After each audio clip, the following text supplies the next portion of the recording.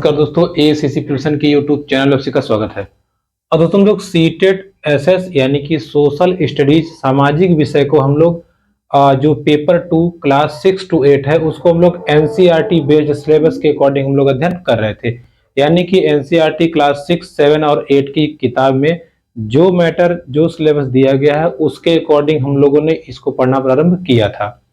पिछली वीडियो में हम लोगों ने जैसे हड़प्पा सभ्यता के विषय में समझा, उसका विकास कैसे हुआ और उसका अंत कैसे हुआ, इसके विषय हम लोगों ने चर्चा किया।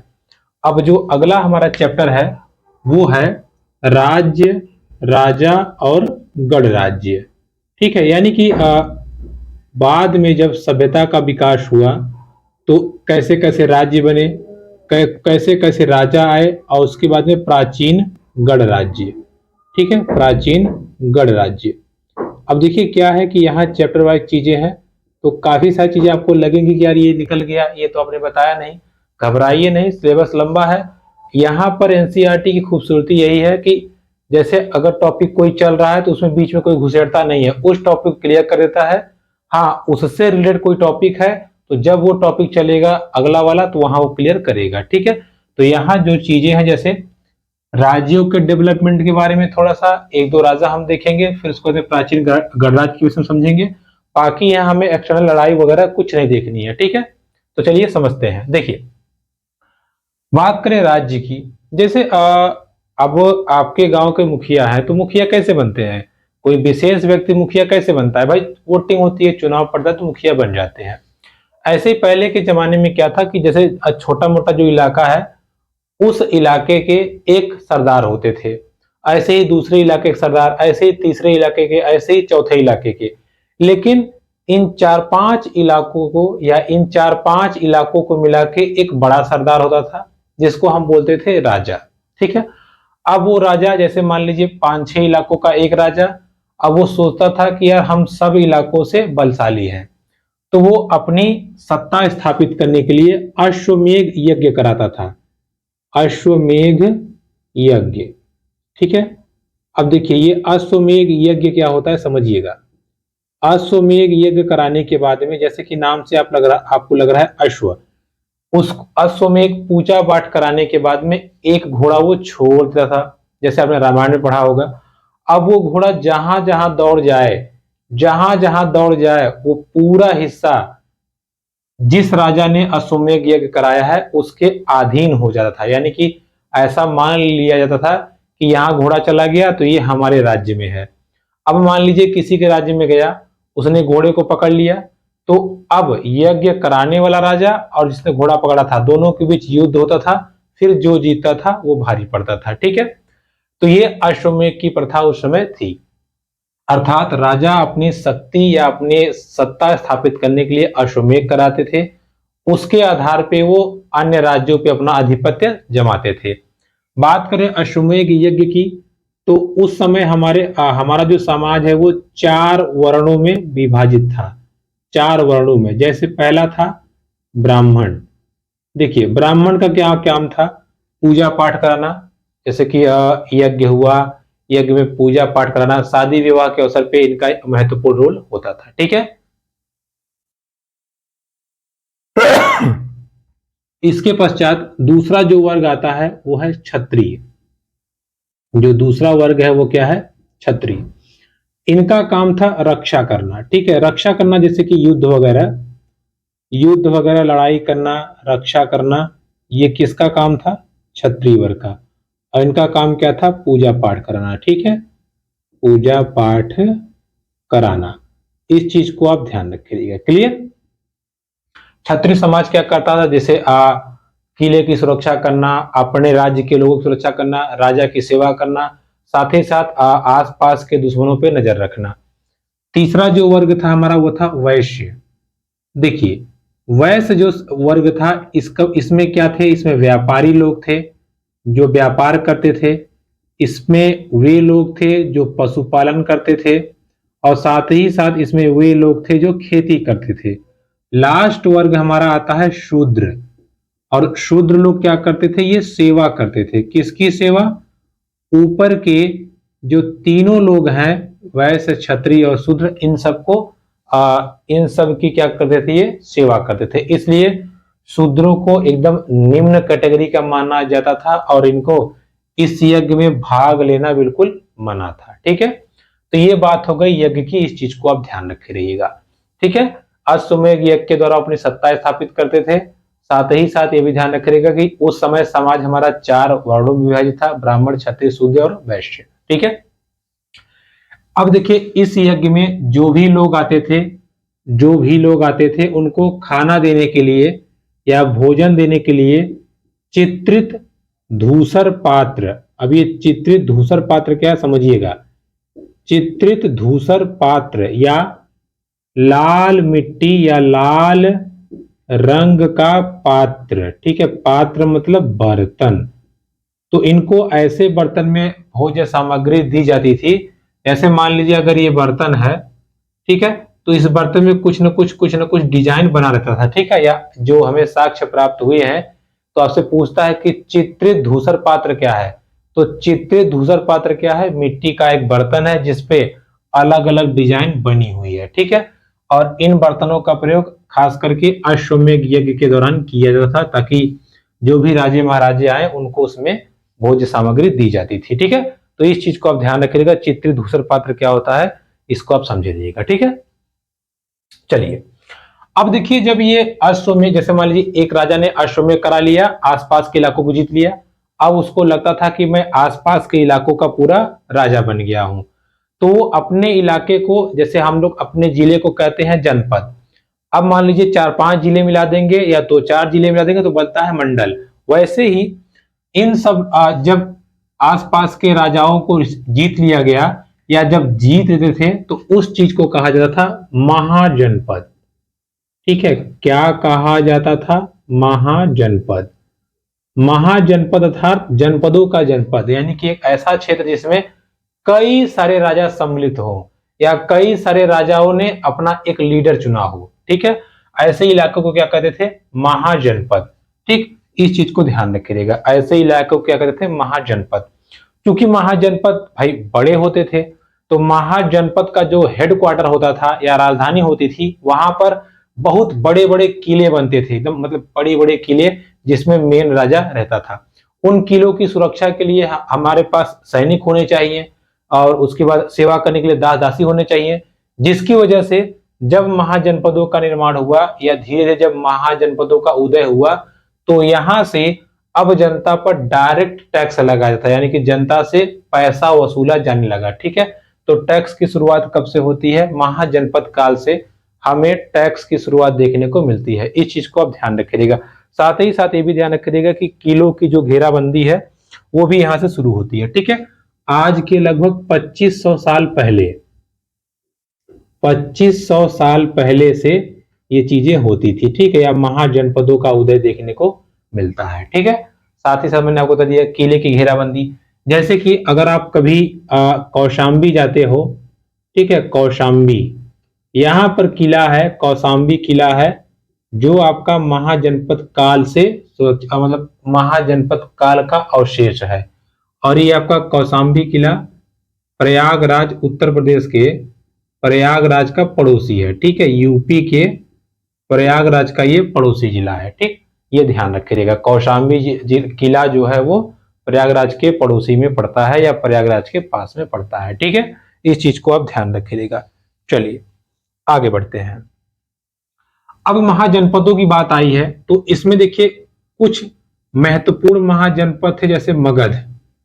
देखिए मगध जो महाजनपद था ये बहुत, अभी तो आप मगध के बारे में इतना पढ़ेंगे उसकी इंपॉर्टेंस आपको समझ में आएगी, क्योंकि मगध एक ऐसा आप कह सकते हो राज्य था जहां पर या जहां के शासकों ने अफगानिस्तान से लेकर के तमिलनाडु, यानी कि समझ लीजिए पूरा इलाका भारत के उधर इधर चारों तरफ से यहां तक श्रीलंका तक, यहाँ ऐसे ऐसे राजा हुए जिन्होंने श्रीलंका, इंडोनेशिया, भारत, पाकिस्तान, अफगानिस्तान, बलूचिस्तान यहां तक राज्य किया था। तो मगध की बहुत बड़ी इंपॉर्टेंस है। तो उस समय महाजनपदों में मगध सबसे शक्तिशाली राज्य माना जाता था। यहाँ पे 2 महत्वपूर्ण शासक हैं, हालांकि शासक तो बहुत थे लेकिन जिनकी चर्चा होती है बिंबिसार और अजातशत्रु। बिंबिसार और अजातशत्रु जो हमारे पुस्तक में दिया गया है, अजात शत्रु, ठीक है। बिंबिसार और अजात शत्रु ये दो ऐसे शासक थे जो मगध के सर्वाधिक शक्तिशाली राजा थे। चूंकि मगध चूंकि गंगा नदी, देखिए मगध जो है गंगा नदी की सहायक नदी सोन नदी के निकट बसा था, इसलिए यहाँ पे उपजाऊ भूमि ज्यादा थी। साथ ही साथ ये ध्यान रखिएगा, यहाँ की पहले की जो राजधानी थी वो थी राजगृह। बाद में ये राजधानी बदल करके कर दी गई पाटलिपुत्रा। अब कौन बदला, कब बदला, ये हम तब पढ़ेंगे जब राजाओं का मारपीट देखेंगे तब। तो यहाँ हम केवल मोटा मोटा पढ़ते हैं कि एक बहुत बड़ा महाजनपद था मगध, जिसमें 2-3 महत्वपूर्ण राजा थे। साथ ही साथ इसकी पहले राजधानी राजगृह थी, बाद में इसको बदल करके क्या कर दिया गया, पाटलिपुत्र। पाटलिपुत्र यानी कि वर्तमान समय में ये पटना है, ठीक है। इसमें एक और शासक आते हैं महापदनंद, ठीक है, महापदम नंद, ये चीज आप ध्यान रखिएगा, ठीक है। जब महापदम नंद का शासन था उसी समय, ठीक है, उसी समय मेसोडोनिया का शासक सिकंदर, उसी समय मेसोडोनिया का शासक सिकंदर भारत पर आक्रमण करने आया था, ठीक है। भारत पे जब ये आक्रमण करने आया तो झेलम नदी के तट पे पुरु की से लड़ाई हो गई। पुरु की इतनी भयंकर लड़ाई हुई, हालांकि जीत तो गया सिकंदर, लेकिन सिकंदर पुरु यानी कि पोरस से बहुत खुश हुआ। उसने कहा मैं तुमसे बहुत खुश हूं तुम्हारी वीरता देख के, इसलिए उसने उसका राज्य लौटा दिया। लेकिन जब वो आगे बढ़ने लगा तो उसकी सेना में ये बात फैली कि भाई जब पोरस से लड़ने में इतना नुकसान हुआ तो पोरस से कई गुना बड़ी सेना किसकी है, मगध की। अगर हम मगध से टकराएंगे तो हो सकता हो हम तहस नहस हो जाएं। तो ये थोड़ा सा डर उसकी सेना में फैल गया और उसकी सेना थक भी चुकी थी, तो उसने कहा अब हम युद्ध नहीं करेंगे। सिकंदर के लाख मनाने पर भी लोग नहीं माने और सिकंदर वहीं से वापस लौट गया, ठीक है। इस चीज को ध्यान रखिएगा। तो सिकंदर कब आया था, जब यहाँ पे मगध साम्राज्य पे महापदनंद का शासक था, ठीक है। अब चूंकि मगध साम्राज्य था बहुत बड़ा साम्राज्य था, इसने सिकंदर तक को वापस लौटा दिया। तो अब बात यह आती है कि मगध जो साम्राज्य था इसके पैरेलल या आप कह सकते हो इसके साथ में कौन कौन सी और आपको महाजनपद देखने को मिलते हैं जो कि इसके समय में थे। देखिए मगध के समय में एक और बहुत ही जबरदस्त आप कह सकते हो महाजनपद था वज्जी। देखिए वज्जी की जो राजधानी है वो थी वैशाली, ठीक है, क्या थी, वैशाली। वर्तमान समय में कहेंगे तो बिहार, क्योंकि बिहार पटना पास ही पास है, तो अक्सर वैशाली और मगध में उठापटक होती रहती थी। लेकिन वैशाली की खासियत थी ये थी कि ये गढ़ों या संघों से मिलकर बना था। गढ़ या संघ मतलब इसमें एक नहीं 10-20 राजा मिलके रहते थे। वो निर्णय करते थे कि वज्जी वालों को क्या करना है, कैसे करना है, ठीक है। क्योंकि मगध और इनके बीच हमेशा युद्ध होता रहता था, तो मगध के शासक अजात शत्रु ने, ये जो अजात शत्रु है, इसने अपने जो मंत्री थे वस्कार, अपने मंत्री वस्कार को भेजा किसके पास, गौतम बुद्ध। अब इनकी हम लोग चर्चा करेंगे, जो बौद्ध धर्म के संस्थापक हैं। गौतम बुद्ध जी के पास इसने भेजा अपने मंत्री को कि जाइए गुरुजी से पूछिए कि हम वज्जी पे आक्रमण करना चाहते हैं, हम करें कि ना करें। तो जब इनके मंत्री इनके पास गए तो गौतम बुद्ध जी ने कहा अच्छा ये बताइए वज्जी में सब कुछ ठीक ठाक है, शांत माहौल है? कहे हाँ गुरुजी सब शांत है। कहे अच्छा। वज्जी में महिलाएं सुरक्षित हैं? कहे हाँ सुरक्षित हैं। वज्जी में फसल बढ़िया हो रही है? कहे हाँ बढ़िया हो रही है। वज्जी में वो जो गण बने हैं, जो राजा हैं, जो संघ हैं, वहां की मीटिंग बराबर होती है? कहे हाँ सर बराबर होती है। कहे अच्छा। और वहां पे जो सरदार हैं विद्रोह नहीं कर रहे हैं? कहे बिल्कुल नहीं कर रहे हैं। तब उन्होंने कहा कि बिल्कुल अब आप लड़ाई मत करिएगा, जब तक वज्जी में ये सब होता रहेगा तब तक वज्जी को हराना आसान नहीं है, बहुत नुकसान होगा। तो अजात शत्रु ने आक्रमण का जो अपना इरादा था बदल दिया, ठीक है। इस चीज को आप ध्यान रखिएगा। तो आपसे पूछता है कि मगध शासक अजात शत्रु ने किसको गौतम बुद्ध के पास सलाह लेने के लिए भेजा? वस्कार को, अपने मंत्री वस्कार को। चूंकि उन्होंने मना कर दिया था तो अजात शत्रु ने युद्ध नहीं किया। तो ये प्रभाव था वैशाली का, ठीक है। अकेले जो वज्जी था अकेले वज्जी उतना कैपेबल नहीं था, उतनी क्वालिटी नहीं थी या उतना ताकतवर नहीं था कि वो मगध से टकरा जाए। लेकिन उसके जो राजा थे, उसके जो सरदार थे, वो जब मिल जाते थे तो बहुत बड़ी सेना बन जाती थी। ठीक है, किसकी? वज्जी की। और वज्जी क्या था, मगध के सामने खड़ा होने का ताकत इसको यहां से मिलता रहता था। ठीक है, इस प्रकार जो वज्जी साम्राज्य है वो 1500 साल तक चला। सोचिए, मगध इतना बड़ा शासक, इतना बड़ा जो राज्य है, जो बाद में चल के पूरे हिंदुस्तान, पूरे अफगानिस्तान, पाकिस्तान पे कवर कर लेता है, वो वज्जी जो पड़ोसी था उससे नहीं जीत पाता था, क्योंकि उस समय ये भी बड़ा नहीं था तो ये भी नहीं था। और ये 1500 साल तक चला। बाद में मगध वालों ने ही, बाद में जब मगध पे गुप्त शासक आए, ठीक है, गुप्त शासक, उन्होंने ही बाद में वज्जी को समाप्त करके अपने राज्य में मिला लिया था। इस चीज को ध्यान रखिएगा। ठीक है, तो महाजनपदों में 2 महाजनपद बहुत इंपॉर्टेंट थे। पहला मगध, जिसकी पहली राजधानी राजगिरी है, दूसरी पाटलिपुत्र। दूसरा वज्जी, जिसकी राजधानी क्या थी? वैशाली। इस चीज को आप ध्यान रखिएगा। क्लियर? चलिए आगे बढ़ते हैं। अब देखिए, चूंकि यहाँ पे जिक्र आया है महात्मा बुद्ध जी का, क्योंकि जिस समय ये महाजनपदों का उदय हो रहा था, उसी समय देश के कोने कोने में बहुत सारे संत महात्मा जन्म ले रहे थे। वो धर्म का घूम घूम के प्रचार प्रसार कर रहे थे। उनमें से ही एक थे गौतम बुद्ध। ठीक है, जिनको नाम दिया गया है महात्मा बुद्ध।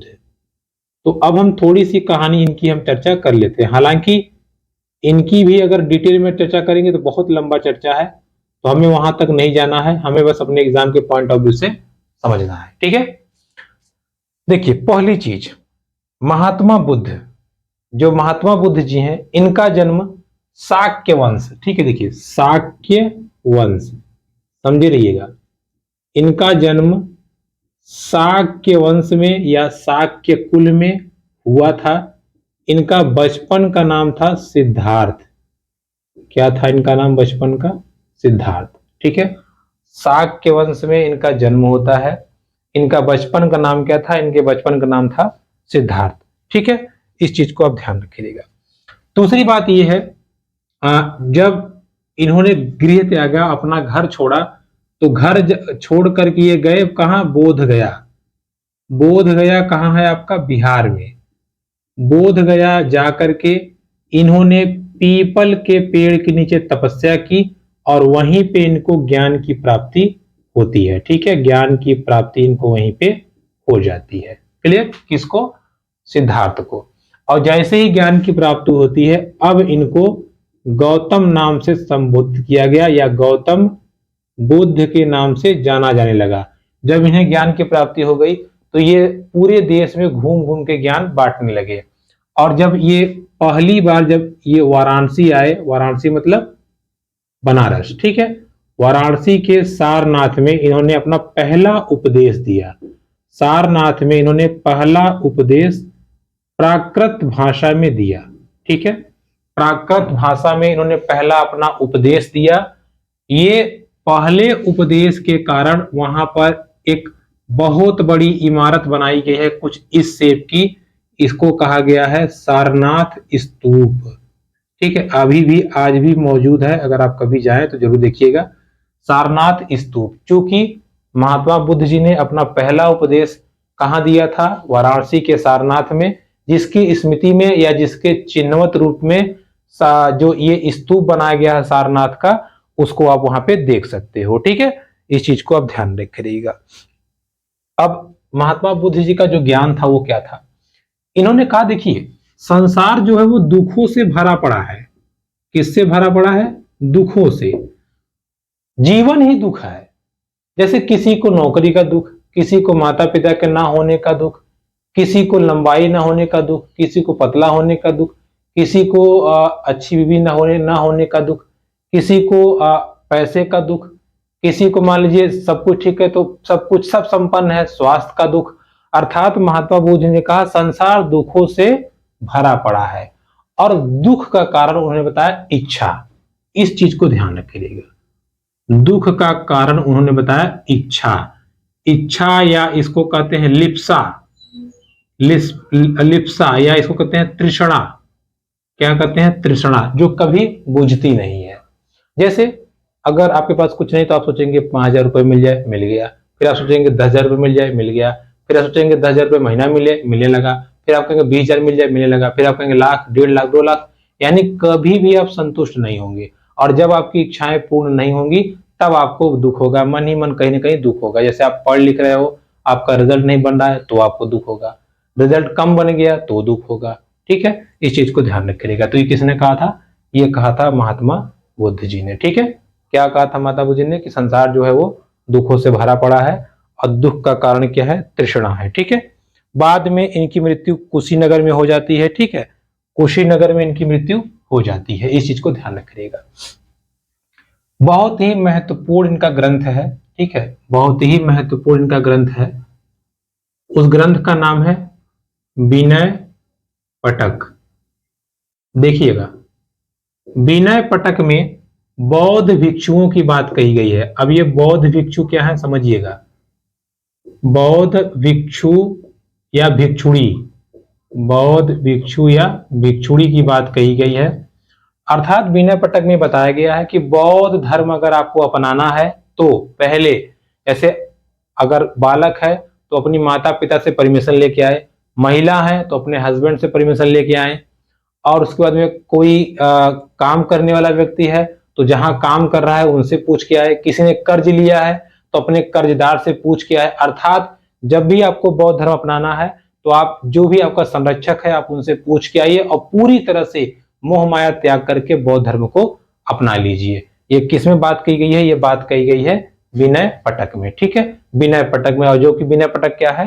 विनय पटक हमारा बौद्ध धर्म का क्या है? एक ग्रंथ है। ठीक है, इस चीज को ध्यान रखिएगा। बौद्ध धर्म का क्या है? जैसे बुद्धम शरणम गच्छामि, संघम शरणम गच्छामि। ठीक है, जो संघ है वो बौद्ध भिक्षुओं के रहने का स्थान है। अब ये जो बौद्ध थे बाद में ये दो भाग में बट गए, एक हुआ हीनयान और एक हुए महायान। ठीक है, हीनयान और महायान दो तथ्यों में बट गए। कैसे? देखिए, जो महायान थे इन्होंने कहा कि जो महात्मा बुद्ध की प्रतिमा है उसकी हम पूजा करेंगे, और इन्होंने जो कहा है सांसारिक मोह माया को त्याग देंगे और अच्छे से जीवन यापन करेंगे। ठीक है, पूरी तरह से बुद्ध की आचरण को, या कह लीजिए कि बुद्ध के जो भी अनुसरण थे पूरी तरह से इन्होंने अपना लिए।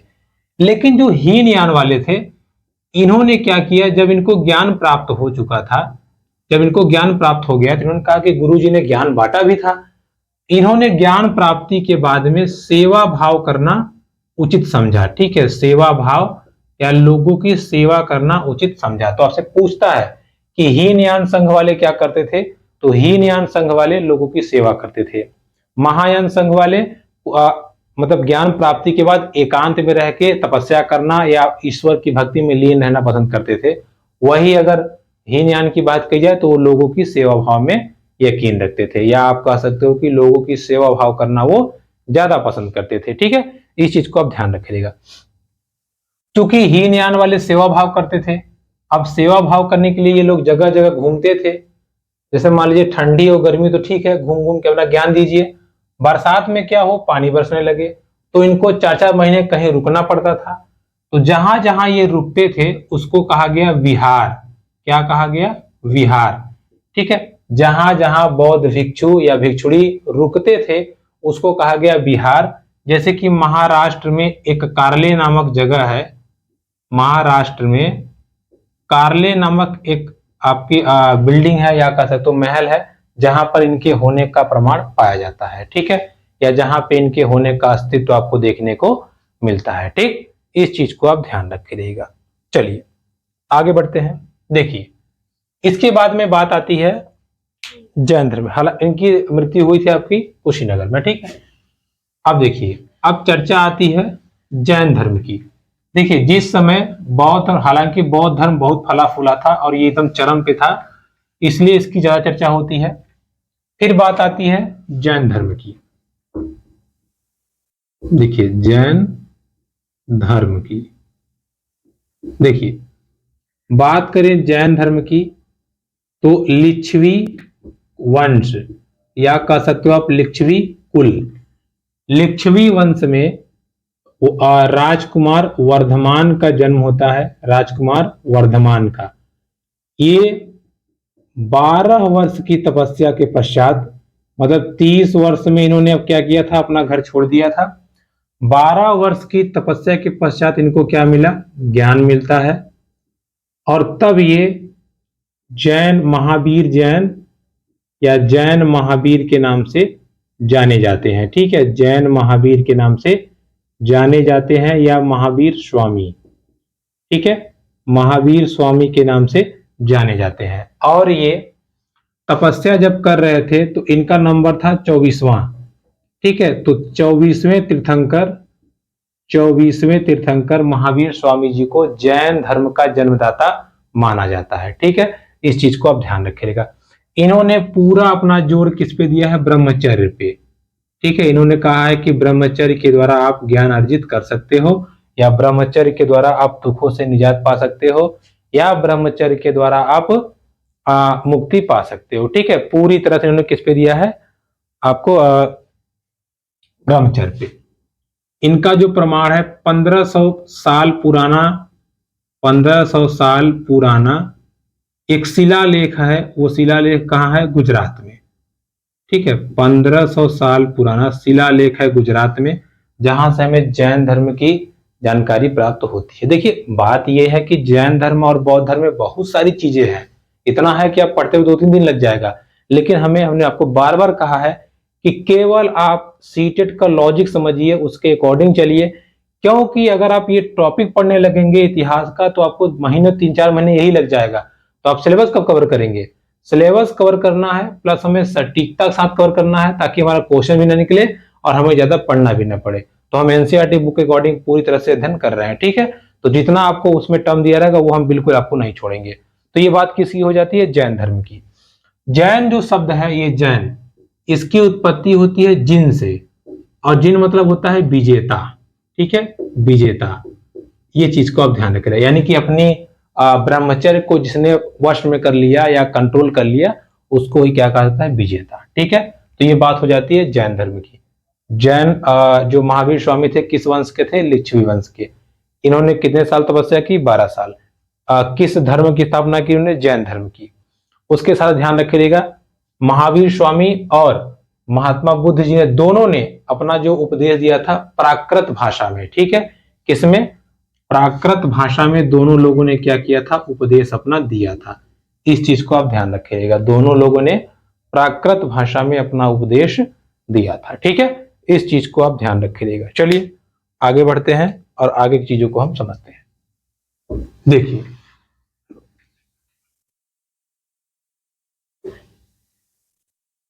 अब इसके बाद बात आती है, भाई चलो जैन धर्म हो गया और आपका बौद्ध धर्म हो गया।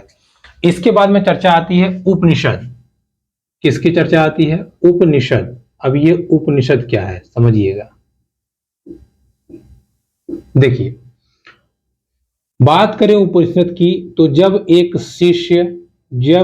शिष्य अपने गुरु के पास बैठ के बकैती करे, बकैती मतलब कहने का अर्थ है समझने के लिए, अन्यथा मत लीजिएगा।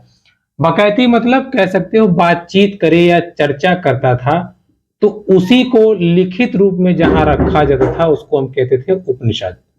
ठीक है, उपनिषद यानी कि जो गुरु और चेले के बीच बात होती थी उसी को हम लोग संकलित करते थे, या उसी का संकलन ही क्या कहलाता है, उपनिषद। तो उपनिषद का अर्थ ये भी है गुरु के समीप बैठना, गुरु के समीप बैठना। क्योंकि गुरु के समीप कोई भी बैठ सकता है। जैसे कुछ महिलाओं का नाम आता है गार्गी घोषा, मैत्रेयी और अपाला। ये कुछ एकदम विदुषी महिलाएं थी, यानी कि बहुत बुद्धिमान महिलाएं थी, जिनकी चर्चा हमें देखने को मिलती है। ठीक है, गार्गी, घोषा, मैत्रेयी और अपाला, ये कुछ बहुत बुद्धिमान महिलाएं थी जिनकी चर्चा हमें उपनिषदों में देखने को मिलती है। साथ ही साथ आपका एक है सब काम। देखिए, सत्य काम, इनके गुरु थे गौतम। इन दोनों ने सत्य पे चर्चा की है, जिसकी चर्चा भी आपको उपनिषद में मिलती है। सत्य मतलब जैसे सत्यकाम के एक बार दिमाग में आया, गुरु जी सत्य क्या है, सत्य कैसा होता है, सत्य लाल पीला नीला हरा कैसा होता है, सत्य बोलना क्यों जरूरी है, कैसे हम पहचानें कि कोई व्यक्ति सत्य कह रहा है या असत्य कह रहा है। यानी इस पे बहुत बड़ी डिबेट हुई थी इनके और गुरुजी के बीच में, जिसको हम लोगों ने उपनिषद में संकलित किया है, या उपनिषद में संकलित ये चीजें हैं। ठीक है, इस चीज को आप ध्यान रखिएगा। चलिए आगे बढ़ते हैं। क्योंकि उपनिषद का जो संकलन करता है या उपनिषद को सबसे ज्यादा जो किसी ने विकसित किया है तो वो है स्वामी शंकराचार्य। ठीक है, शंकराचार्य जी ने उपनिषद के विकास में महत्वपूर्ण अपनी योगदान निभाई है या महत्वपूर्ण योगदान उन्होंने दिया है। इसके पश्चात आते हैं स्वर और व्यंजन।